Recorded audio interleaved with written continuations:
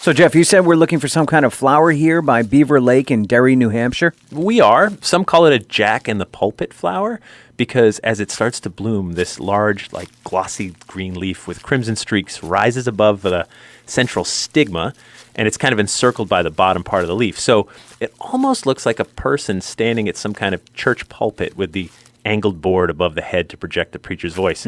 But it's also been called a bog onion. Okay. Well, what happens when we find it? Right. Well, so the flower itself isn't really the objective here today. It just means maybe we're getting close. Right. So what is the objective? We're walking the shores of Beaver Lake, searching for the Derry Fairy.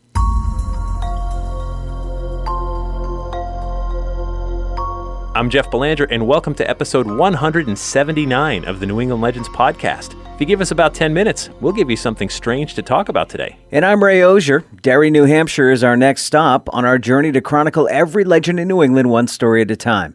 We appreciate you coming along with us and being a part of this community of legend seekers.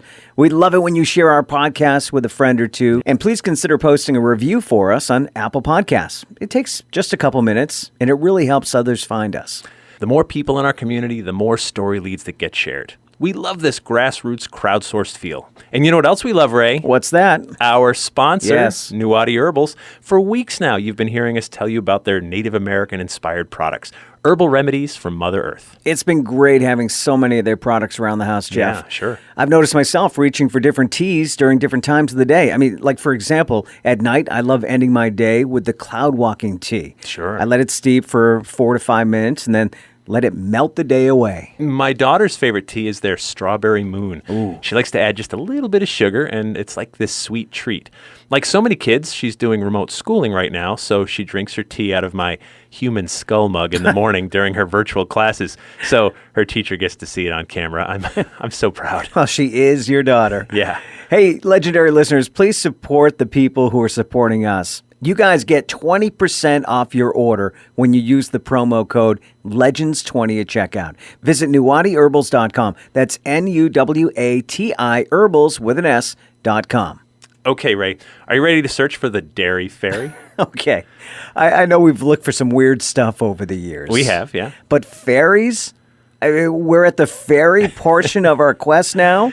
I think we collectively have a problem with the word fairy. I mean, maybe not a problem so much, but when we hear the word, we automatically think of Peter Pan's Tinkerbell. Right. Or various other, animated Disney characters. Sure. I mean, we all tell our kids fairy tales. Sure. So when I hear the word, I immediately think of fiction. Fun, but fiction. I get it. And this is one of the many examples of when labels sort of do us a disservice. The fact is, talk of fairies has been around for many centuries. Fairy used to be a kind of umbrella term for all kinds of strange creatures, such as hobgoblins and brownies and bugaboos, even ghosts or the Irish banshee, just to name a few. Now, some of these creatures can help you, others can hurt you, some can fly, and some are scary to look at. All right, I get it. So fairy is a broad term. Only in more modern times do we think of fairies as these little pixies with wings. The Derry Fairy is not a little pixie with wings. But when something strange lurks in a town named Derry... It's tough not to rhyme with the town's name. Right. So this story takes place on an enchanted island right in the middle of the lake. All right, Jeff, I looked this up. Beaver Lake is 137 acres in size and 46 feet deep at its deepest point. It's not that big. Right. I can clearly see across it, and I don't see an island anywhere. I mean, not even a tiny one. Okay, well, to figure this out, we're going to head back to the year 1610 and set this up. The year is 1610, and this land by the lake is still very much wild. Beavers build dams near the water's edge and in the streams nearby. There's plenty of deer, and right in the middle of the lake is an island with a bunch of trees. But one tall pine tree in the middle stands above all the others.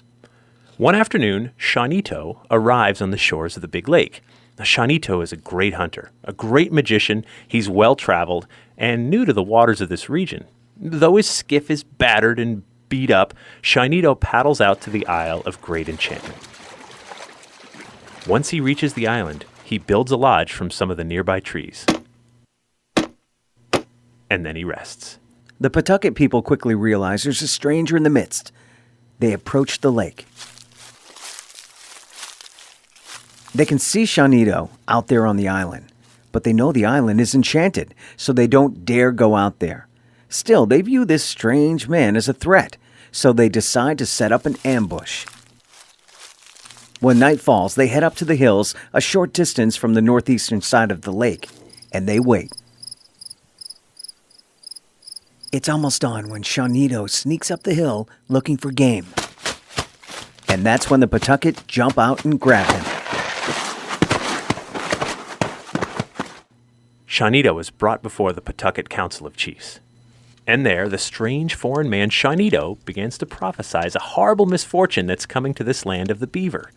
He says a peculiar people with pale-hued faces will come from beyond the big water. They will devastate the forest and live on the cleared land. He explains that the deer will move out after this, the beaver will leave, and the fires of the Pawtucket shall go out forever. And that enchanted island in the middle of the lake, it will disappear forever. The Council of Chiefs obviously don't like the news they're hearing, but they also have their doubts, so they ask Tsienneto for a sign to prove his power. Outside, Tsienneto points to the great pine tree in the center of the enchanted island. Tsienneto explains the tree contains the guardian spirit that enchants and protects the island. That's when Tsienneto lifts a nearby boulder.